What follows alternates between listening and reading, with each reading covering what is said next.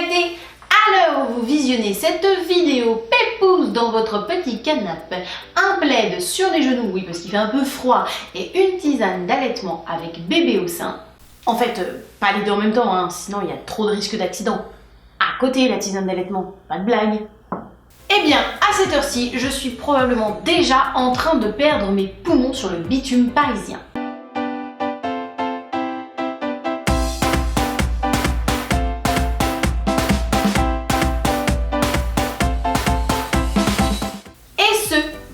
Course organisée par l'association Odyssea, engagée pour la lutte contre le cancer du sein depuis 2002, et aux côtés de l'équipe de Lancino et d'autres femmes et mères allaitantes qui se sont réunies pour courir dans le cadre d'Octobre Rose et pour soutenir la lutte contre le cancer du sein. Et d'ailleurs, dès maintenant, n'hésitez pas à me suivre sur Instagram pour suivre toute cette journée de folie. Mais du coup, je me suis dit que c'était la parfaite occasion pour vous parler allaitement et cancer du sein. Mais en préambule de cette vidéo, je tiens à vous dire que la littérature est assez pauvre sur le sujet. Donc je vais vous livrer ici un résumé de mes recherches et de mes notes. Mais j'espère vraiment que participer à cette course et soutenir cette cause aidera à faire avancer les recherches sur cette maladie. Avant toute chose, j'aimerais revenir sur différents points, comme le cancer du sein, Octobre Rose, ou encore les engagements de Lancino, et pour finir, le cancer du sein et l'allaitement maternel. Alors c'est parti. En premier lieu, tâchons de comprendre le cancer du sein en quelques mots.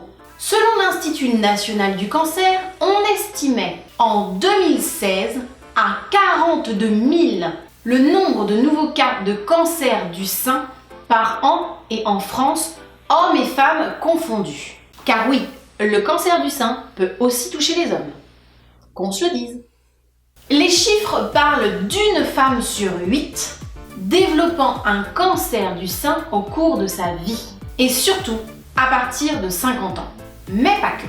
Il faut savoir que c'est la première cause de décès par cancer chez les femmes.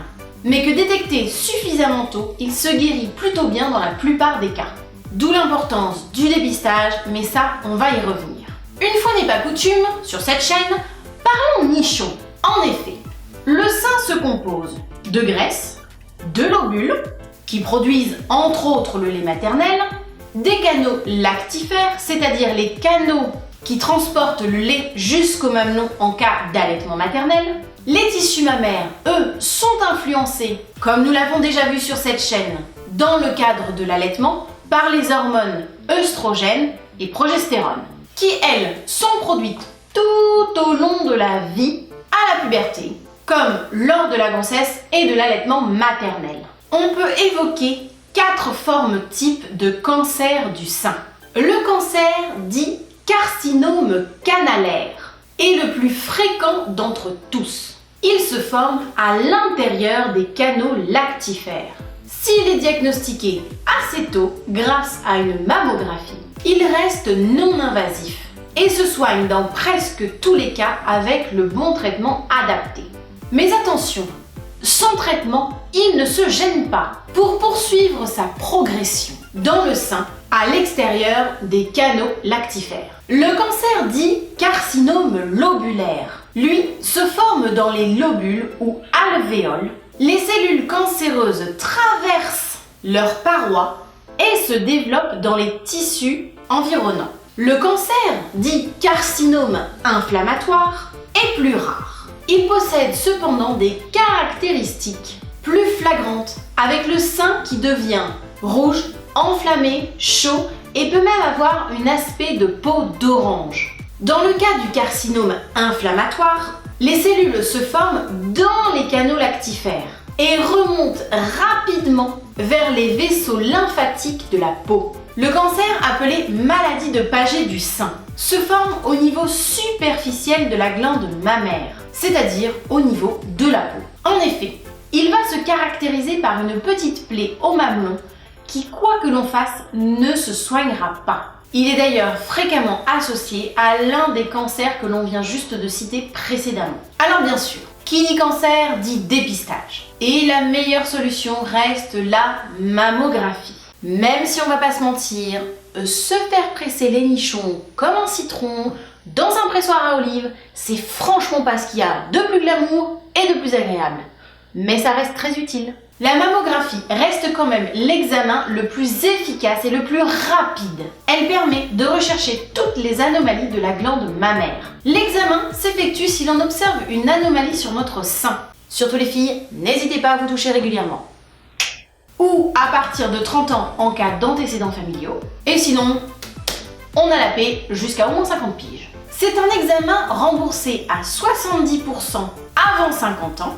Et passé 50 ans, elle est remboursée à 100% dans le cadre de la campagne d'Octobre Rose justement. En parlant de campagne de prévention, tout ça, c'est quoi Octobre Rose au juste? Avant toute chose, il faut comprendre que l'appellation Octobre Rose est le nom donné en France pour nommer ce mois de mobilisation et de campagne pour la lutte contre le cancer du sein. On peut aussi entendre parler du mois du cancer du sein. Mais revenons un peu aux origines de cet événement. Depuis 1989, Madame Evelyn Hausner-Loder, vice-présidente d'Esther Lauder Compagnie, s'est personnellement investie pour le développement d'une unité de dépistage et de soins du cancer du sein. En 1992, elle co-crée le ruban rose avec Self Magazine. En 1993, Evelyn Hausner-Loder crée aux USA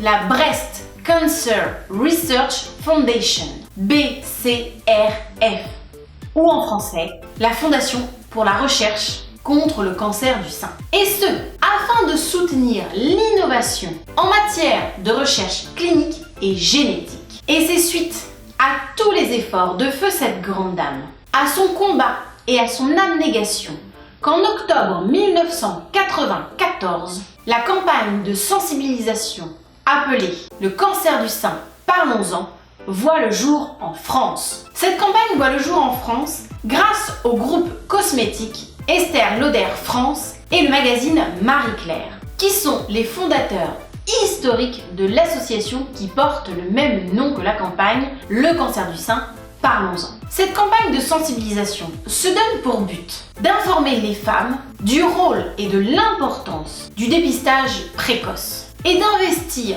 concrètement pour soutenir la recherche contre le cancer du sein. L'objectif de cette campagne en elle-même répond à ces buts en mobilisant les femmes et leur entourage, en les sensibilisant sur le cancer du sein, par l'information et le dialogue, ainsi donc que sur l'importance du dépistage et de la fameuse mammographie. Car anticiper, prévenir et sensibiliser sont des actions simples qui permettent de limiter efficacement les conséquences de cette maladie. En France, cette campagne a été créée pour que le mois d'octobre de chaque année soit une plateforme d'information, de sensibilisation et de dialogue pour lutter contre le cancer du sein. Au fil des campagnes, différents partenaires et supporters se sont engagés auprès de l'association. Ainsi, en 2003, l'association Le Cancer du Sein, parlons-en, a créé les prix Ruban Rose, destinés à soutenir les efforts de la recherche clinique ou biologique, mais aussi les innovations et les progrès remarquables en matière de techniques de dépistage, de chirurgie réparatrice ou encore d'amélioration de qualité de vie pour les femmes atteintes du cancer du sein. La campagne, finalement familièrement appelée Octobre Rose, nom qu'elle doit donc au célèbre ruban rose que nous connaissons si bien, prend bien des formes par diverses manifestations, telles que les courses qui auront lieu un peu partout en France, ou encore la vente du célèbre petit ruban rose dont le prix de vente revient à la recherche, ou encore par l'illumination en couleur rose de monuments ou de sites prestigieux en France ou à travers le monde. Le tout toujours accompagné de stands où les femmes et leur entourage peuvent retrouver informations, mais aussi personnes ressources et soutien. Et maintenant, si je vous dis Rashida Hagan, ça vous parle?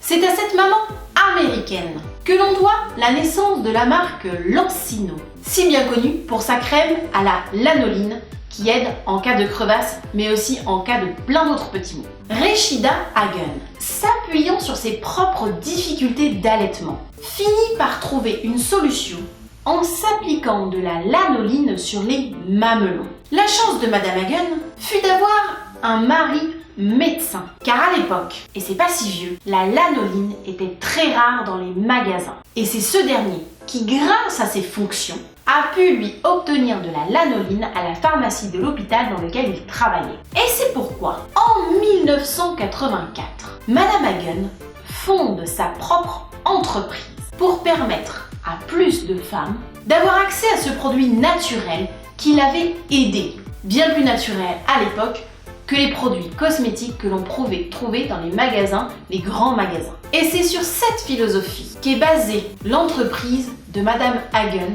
connue donc sous le nom de Lancino. Sur l'idée d'une femme, entre nous, une fois n'est pas coutume. Sur la philosophie que toutes les mères qui choisissent d'allaiter devraient être soutenues et encouragées pour pouvoir profiter de tous les avantages de l'allaitement. Lancino prend aujourd'hui encore très au sérieux les femmes, les mères, leurs besoins ainsi que ceux de leurs bébés, que ce soit en proposant des produits à leur destination ou en s'engageant pour des causes comme la lutte contre le cancer du sein qui touchait encore 50 000 personnes en 2017. Mais alors, venons-en au fait. En quoi l'allaitement a-t-il un lien avec le cancer du sein? Oui, c'est quoi le rapport avec la choucroute? On veut savoir. Eh bien, savez-vous que le lait maternel contient une substance appelée amlette? Je ne vous ferai même pas l'affront de le prononcer, je préfère l'écrire. Et le plus impressionnant reste à venir, car cette substance, contenue seulement dans le lait maternel humain, à ce jour, serait capable d'être efficace contre une quarantaine de formes de cancer. Une quarantaine. Vous m'avez bien entendu. Allant de la tumeur du cerveau à la leucémie, en passant par le cancer de la peau, de la vessie, du foie et même du sein. Le cancer du sein. Que dire de plus? La vidéo est finie, non? Sous le microscope des chercheurs ces dernières années, ces derniers arrivent maintenant à synthétiser amlette en laboratoire en reconstituant deux composants du lait maternel humain. L'alpha-lactabumine, qui est la protéine la plus riche du lait maternel, d'une part, et l'acide oléique, qui est l'acide le plus enrichi du lait maternel humain, d'autre part. Ces deux composants donnent alors un complexe moléculaire avec lequel les chercheurs arrivent à traiter des cellules tumorales en 3 heures dans leur laboratoire. En 3 heures, les gars. 3 heures. Je sais pas vous, mais moi je suis sur le cul.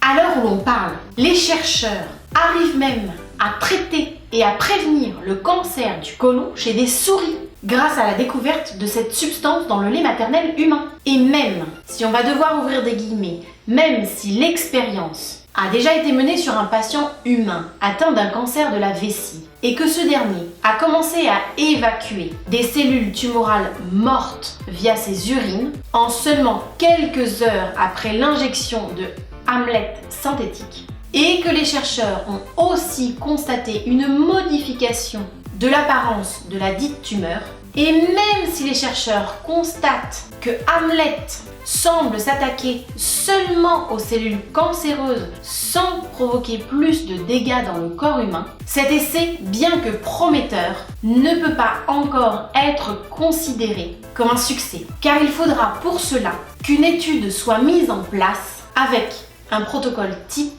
aux expériences de ce genre. Et même si des études cliniques contrôlées devront être menées à plus grande échelle, cela laisse quand même présager de beaux jours au lait maternel humain et à ses capacités, dans l'avenir et dans la lutte contre les cancers, et celui du sein, entre autres. Mais c'est justement en ayant connaissance de tout ça que l'on finit par mieux comprendre les recommandations de l'OMS, qui sont, pour rappel, un allaitement exclusif au sein pendant les 6 premiers mois et un allaitement prolongé jusqu'aux 2 ans et plus de l'enfant, en plus de sa diversification alimentaire. Oui, ça c'est la recommandation complète de l'OMS. Voyez la nuance? On s'arrête pas juste à 6 mois. Et cela pour toutes les femmes à travers le monde. À travers le monde. Tu m'entends, ta Ginette? Pas seulement que pour les pays pauvres. À travers le monde. Car on sait aujourd'hui, et cela grâce aux recherches menées pour lutter contre le cancer, entre autres, que la maternité et l'allaitement ont des effets protecteurs sur l'incidence du cancer du sein. Il a même été démontré que chaque naissance diminue le risque de cancer du sein de 7%. 7%. Et je vous rappelle qu'à chaque grossesse, le corps humain génère des cellules souches. Cellules dont on connaît aujourd'hui les effets réparateurs et bénéfiques. Et même si le propos du jour n'est pas là, je te laisse ça là, ma Lucette. Et chaque année d'allaitement diminue ce même foutu cancer de 4,3% pour une même femme au cours de sa vie. Selon le professeur Villet, président de l'Association française de cénologie et de pathologie mammaire, plus le sein est mature, moins il a de risques. Il souligne d'ailleurs que la grossesse et l'allaitement permettent d'atteindre cette maturation, mais que pour ça, l'allaitement devrait durer plus de 3 mois. À ce titre, les bénéfices santé de l'allaitement maternel sur les enfants est à prendre en compte, car plus un allaitement sera long, plus l'enfant sera exposé et son corps enregistrera et profitera des nombreux effets protecteurs du lait maternel. Et ce, même contre le cancer du sein, qui, comme je l'ai dit au début de cette vidéo, touche aussi bien les femmes que les hommes. Et du coup, puisqu'on parle allaitement et cancer du sein, j'aimerais profiter de cette vidéo pour parler d'un fait important. Il est possible d'allaiter après un cancer du sein. Spoiler alerte, je répète, il est possible d'allaiter après un cancer du sein. Et oui, quand on vous dit que l'allaitement nous réserve bien des surprises.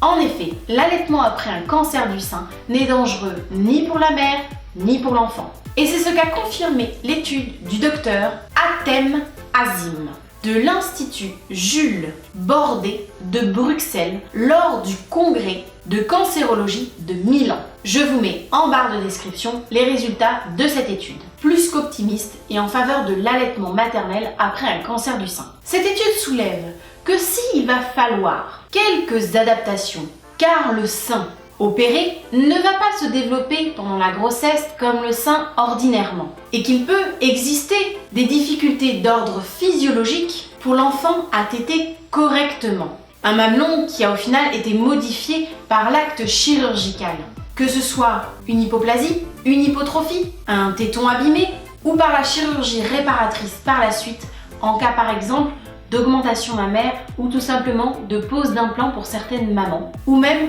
en cas de diminution de production lactée. Ce n'est pour autant pas impossible et l'intérêt va être d'aider la mère par une consultation adaptée auprès d'un professionnel formé à la lactation humaine et à l'allaitement maternel et aux difficultés de ce dernier. Type, on ne saurait trop le rappeler, que les consultantes IBCLC ou que les professionnels formés avec le diplôme interuniversitaire de lactation humaine et d'allaitement maternel. Et ce, afin de mener à bien un allaitement qui pourra être une belle revanche sur cette maladie. Certaines femmes ayant eu un cancer du sein ont même allaité jusqu'à plus de 6 mois. Plutôt positif, non? La seule barrière subsistante serait le traitement par le tamoxifène. C'est un produit donné en cas de cancer hormonodépendant et prescrit pour une durée de 5 ans afin de limiter le risque de récidive. Et ce traitement s'avère incompatible avec l'allaitement. Dans ce cas, il nous faudra en discuter avec les équipes médicales qui nous suivent. Les cancérologues soulignent cependant l'importance d'un retour à la normale pour aider en qualité de vie après un cancer. Et tenez-vous bien, qu'allaiter est un geste on ne peut plus normal. Ça fait quand même du bien de l'entendre, même si ça doit être de la bouche de cancérologue. Et voilà, c'est tout pour moi pour cette vidéo. Je vous remercie vraiment de l'avoir écoutée jusqu'au bout. Et vous comprendrez pourquoi, à l'heure où vous regardez cette vidéo, je suis en train de transpirer et de me demander pourquoi je me suis embarquée là-dedans auprès des multiples acteurs que je viens de vous citer juste avant. Mais il en existe bien d'autres et certainement tout près de chez vous. N'hésitez pas à vous renseigner. Pour aider à ma mesure à soutenir les recherches contre le cancer du sein. Car au-delà de soutenir l'allaitement, comme je vous le dis souvent, c'est les femmes que je soutiens, c'est leur force. Aujourd'hui, j'aurai une pensée pour toutes ces femmes ayant dû ou devant faire face à cette maladie et dans l'anonymat le plus total.